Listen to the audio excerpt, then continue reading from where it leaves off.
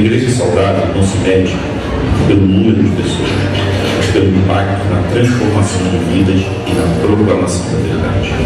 O objetivo dessa conferência é equipar membros, líderes, pastores e plantadores de igrejas para serem catalisadores desse impacto. Igrejas que encarnam a missão de Deus, alcançando os perdidos, servindo as comunidades locais e enviando trabalhadores para a colheita. Vamos explorar juntos como fazer isso de forma fiel ao Evangelho, mesmo em tempos difíceis. Junte-se a nós e descubra como Deus está usando sua igreja para impactar o mundo. Amém.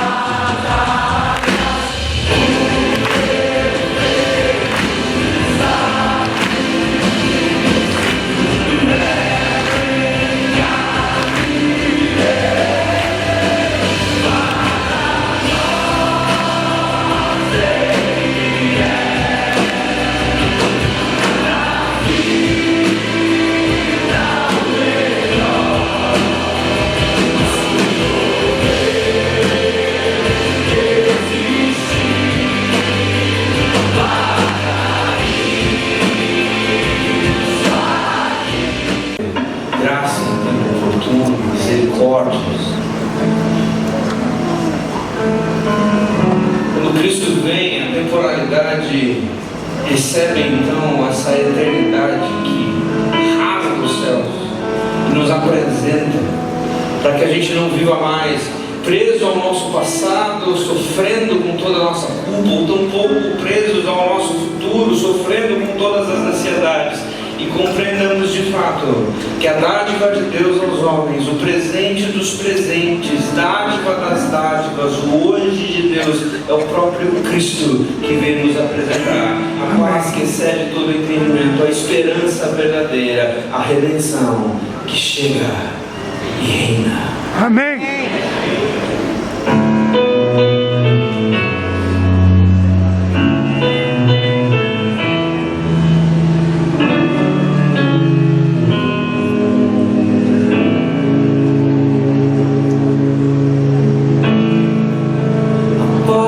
Irá reinar, o seu poder firmar, desde agora e sempre, sempre.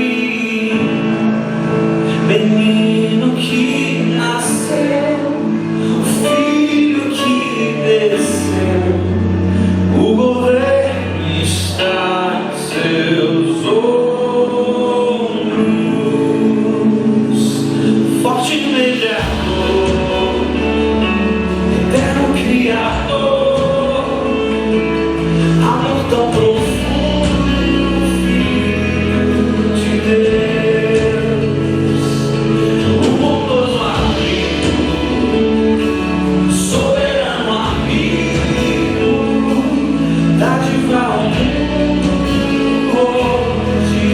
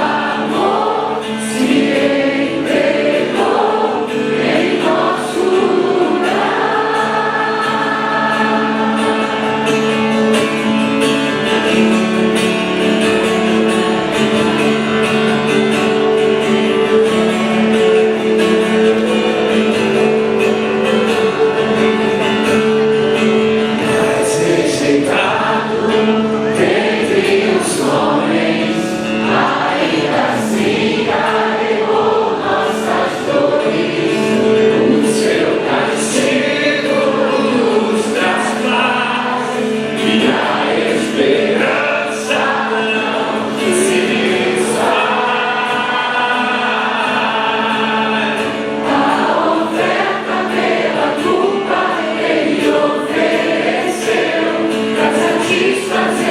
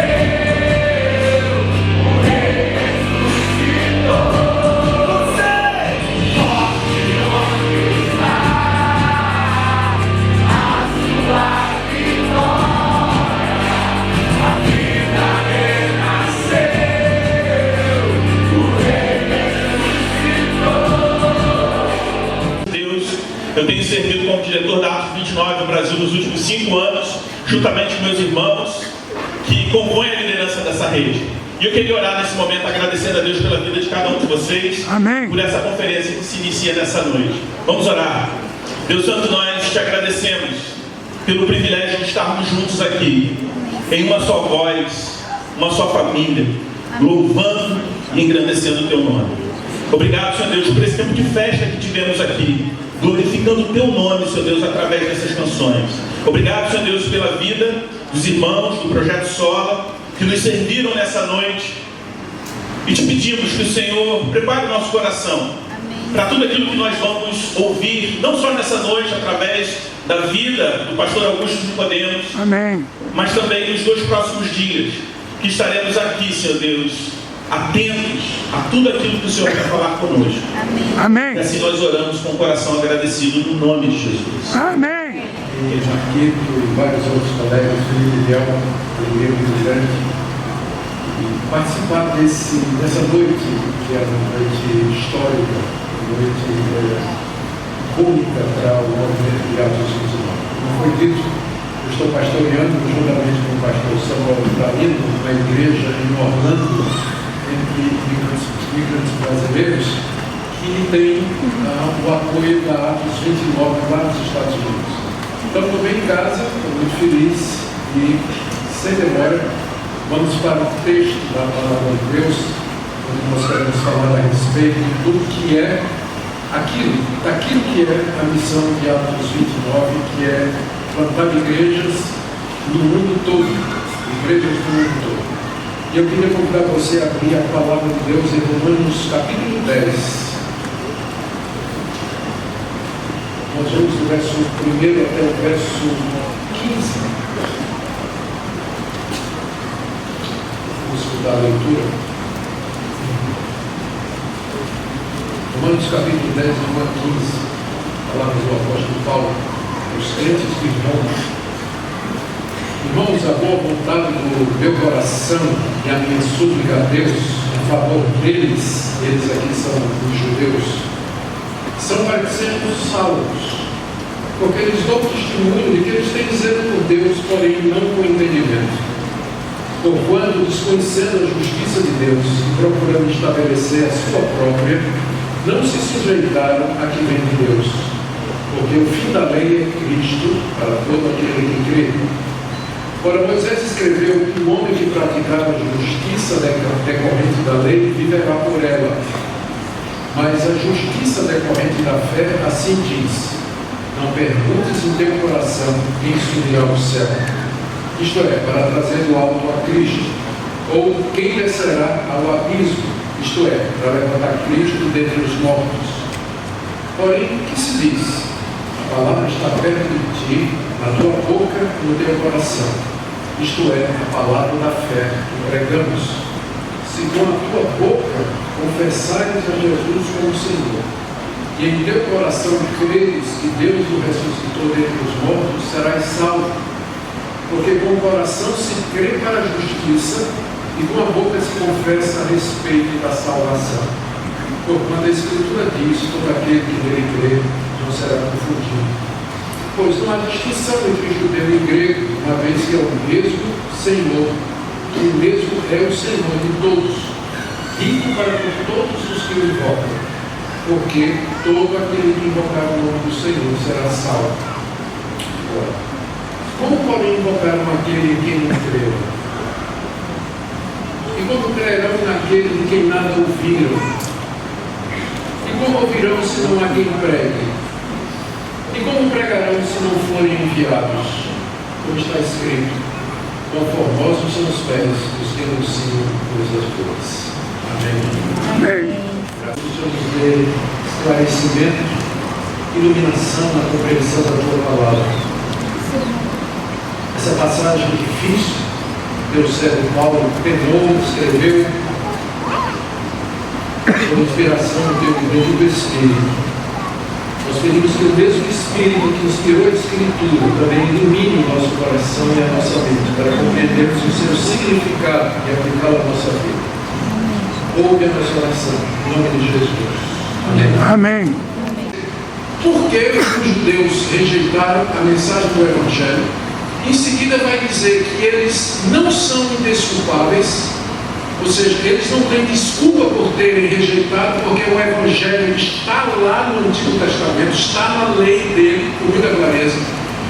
E depois ele vai fazer algumas aplicações, pelo menos 3, que eu quero então trazer para nós também, como aplicações para nós.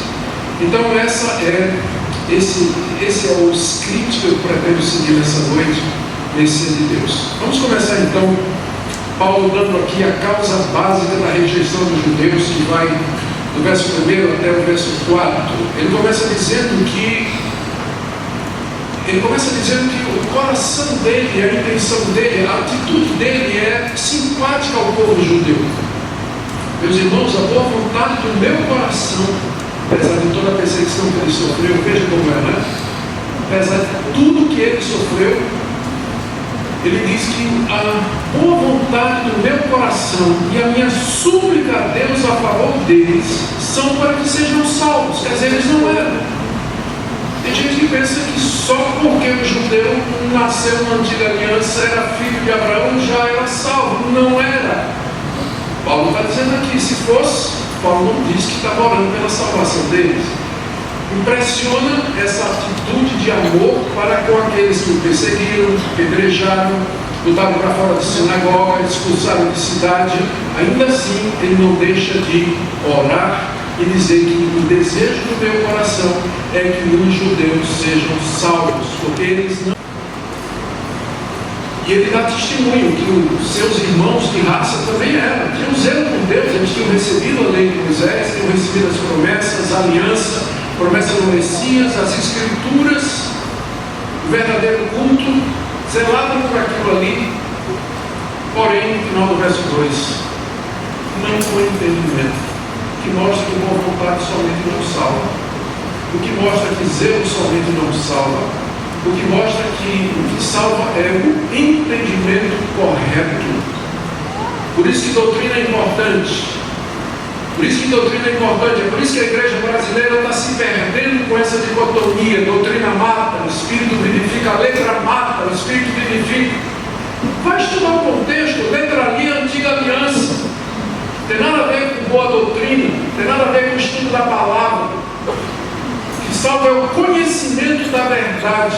É a verdade que salva. Você pode estar crendo no erro e a sua sinceridade não vai lhe salvar. Eles têm zelo por Deus, mas não no entendimento. Por quê? Por que Paulo diz que eles têm zelo por Deus? Por que Paulo diz que os judeus não têm entendimento? Ele diz no verso 3: porque desconhecendo a justiça de Deus. A justiça de Deus aqui não é o atributo de Deus. O atributo é aquilo que define o que nós somos: feio, bonito, alto, baixo. Deus tem atributos, ele é santo, justo, misericordioso, bom. Mas aqui não está se referindo a um atributo. Quando fala aqui justiça de Deus, especialmente em Romanos, se refere à maneira como Deus justifica o pecador. E é dessa forma que ele mostra a sua justiça, como ele justifica pecadores. Então os judeus desconheceram o caminho pelo qual Deus justifica pecadores. Deus havia dado a lei, Deus havia dado os sacrifícios, Deus havia dado o templo, o ministério levítico, o ministério dos sacerdotes, o calendário sagrado, a dieta religiosa, a circuncisão. E eles não entenderam. Verso 5. Ora, Moisés escreveu que o homem que praticar a justiça decorrente da lei viverá por ela. Moisés escreveu isso em Levítico 18, verso 5. O que Moisés quis dizer é o seguinte: a lei está aí, foi dada por Deus para nós. Se você quiser viver por ela, se você quiser viver guardando cada um dos preceitos, você vai viver de acordo com isso. Se você cumprir, você vai ter vida. Se você não cumprir, você vai ter morte. A lei é como o pacto das obras. A bênção traz a obediência, traz a bênção, a desobediência traz a maldição. Essa é a norma da lei. Quem quiser viver pela lei, vai viver e morrer pela lei. Se você guardar a lei, você vai ser salvo. Se você não guardar a lei, você vai ser condenado. E óbvio que Moisés sabia que ninguém guardava a lei. Já estava dizendo para o povo: a lei não foi dada para salvar, porque se você tentar se salvar por ela, você vai morrer. E em seguida, Paulo cita Deuteronômio, onde Moisés diz o seguinte, verso 6: a justiça decorrente da fé, assim diz: não perguntes em teu coração quem subirá ao céu, isso é, para trazer do alto a Cristo, ou quem descerá ao abismo, isto é, para levantar Cristo dentre os mortos. Porque, porém, o que se diz? A palavra está perto de ti, na tua boca e no teu coração. Paulo está citando aqui Deuteronômio, capítulo 30, se você quiser abrir comigo. Bota o dedão aí em Romanos, vai lá para o capítulo 30 de Deuteronômio, quando Paulo diz assim, a partir do verso 11: esse mandamento que hoje te ordeno, Paulo está nas campinas de Moabe, no seu discurso final para o povo de Israel, prestes a entrar na terra prometida sob a liderança de Josué. Ele diz: esse mandamento que hoje te ordeno não é demasiado difícil, nem está longe de ti. Não está lá no céu para dizeres: quem subirá por nós ao céu, que não traga e não faça ouvir para que o cumpramos? Nem está além do mar para dizeres: quem passará por nós além do mar, para que não traga e não faça ouvir para que o cumpramos? Ou seja, Paulo está dizendo, todos esses mandamentos, Paulo, Moisés dizendo, todos esses mandamentos, que nós estamos em Deuteronômio, no final do Pentateuco, a lei já tinha sido toda dada. Paulo diz, tudo isso, Paulo, Moisés, quando eu disser Paulo, nesse Moisés, e vice-versa. É mais fácil. Então, eu tenho que corrigir o tempo todo. Então, Moisés diz, olha, tudo isso que eu ensinei para vocês, tudo isso que eu ensinei para vocês, isso aqui não é difícil. Não é um negócio assim que está lá em cima do céu, tão alto que você diga assim, quem é que vai trazer e explicar para a gente, para que a gente cumpra? E também não está assim, não é um negócio tão profundo que pergunta assim, quem é que vai descer lá nos abismos para nos trazer o entendimento disso, para que a gente ouça e cumpra? Porque isso que eu estou dizendo para vocês, Moisés dizendo para o povo, está na tua boca, está no teu coração. O coração tem que seguir. Se você crê no coração, ou seja, com sinceridade, se a sua fé for sincera, se você crê de todo o coração, com o coração se crê para a justiça e com a boca se confessa a respeito da salvação. E aí a base bíblica é em Isaías 28:16, porque a Escritura diz, todo aquele que nele crê não será confundido. Já está no Antigo Testamento. Tem gente que faz diferença entre o Antigo Testamento e o Novo, dizendo que no Antigo Testamento era lei, condenação, obras, no Novo Testamento é graça, misericórdia, salvação. Gente, sempre foi graça. Sempre foi pela fé. A diferença é que antes de Cristo era a fé do Messias que haveria de vir. A fé apontava para frente. Hoje a fé é do Messias que já veio. A nossa fé aponta para trás. Mas todas elas apontam para Cristo. Todo aquele que nele crê não será confundido. Segunda aplicação de Paulo, ele está chegando no ponto dele. Lembra que ele escreveu essa carta para enganar o missionário para ir para a Espanha. Está chegando. Ele está fechando o C. Próxima conclusão. É pela fé, pois não há distinção. Verso 12. Veja, no verso 11. Todo aquele que nele crê não será confundido. Todo aquele quer dizer judeu e gentil, qualquer pessoa. Ele pega isso aí e dizer no verso 12: pois não há distinção entre judeu e grego, uma vez que o mesmo é o Senhor de todos, rico para com todos os que me invocam. Que Paulo diz que não tem diferença entre judeu e não judeu. Não tem diferença, porque é o mesmo Senhor que é rico para com todos aqueles que o invocam. Todo aquele que invocar o nome do Senhor será salvo, citando Joel 2,32. Aí vem a pergunta. Ele está dizendo que para ser salvo tem que invocar o nome do Senhor. Como, porém, invocarão aquele em quem não creram? A gente só invoca o nome de quem a gente crê. Se eu não cresce em Deus, eu não invocaria o nome de Deus. Se eu não cresce em Jesus, eu não invocaria o nome de Cristo, para perdão dos meus pecados e para salvação das minhas necessidades. Mas como é que eu vou crer em quem eu nunca ouvi? Pergunta ele. Como crerão naquele de quem nada ouviram? Eu só posso crer em alguém de quem eu ouvi falar. Eu não posso crer. Fé não é um salto no escuro. A fé ela se apoia em alguma coisa. Nós vamos crer em algo. Eu preciso ter esse conhecimento. Como crerão naquele de quem nada ouviram? E como ouvirão se não há quem pregue? E como pregarão se não forem enviados? Eis-me aqui, envia-me a Espanha. Os espanhóis estão perdidos. Mas se eles invocarem o nome do Senhor, eles serão salvos. Mas como é que eles vão invocar o nome de Jesus? Eles não ouviram o nome de Jesus. Como é que eles vão crer naquele que nunca ouviram? Eles nunca ouviram porque ninguém foi lá pregar. Deus não vai mandar anjo. E ninguém foi lá pregar porque a igreja não mandou. Por isso, bem-aventurados, formosos, os pés dos que anunciam coisas boas. Me manda para a Espanha, eu estou pronto para ir. Enviar pregadores, plantar novas igrejas, apoiar o trabalho missionário. Quinto, esse aqui, a centralidade da palavra de Deus na plantação. Às vezes a gente, no afã de plantar novas igrejas e vê-las crescer, a gente vai atrás de métodos, vai através de sistemas, vai através de ideologias. Coisas que dão certo na Coreia não dá certo no Brasil não, gente. Necessariamente não. Coisas que funcionam nos Estados Unidos não dá certo aqui não. Necessariamente. E coisas que funcionam aqui não vão dar certo nos Estados Unidos também não. Eu tenho 70 anos, 43 de pastor, tomei o maior choque da minha vida quando fui pastorear a igreja de imigrantes em Orlando. Eu disse, eu vou tirar de letra, mas sou pastor há 43 anos. Cheguei lá e tive que começar de novo, começar com o meu pastor me chamando de estagiário. E eu era mesmo.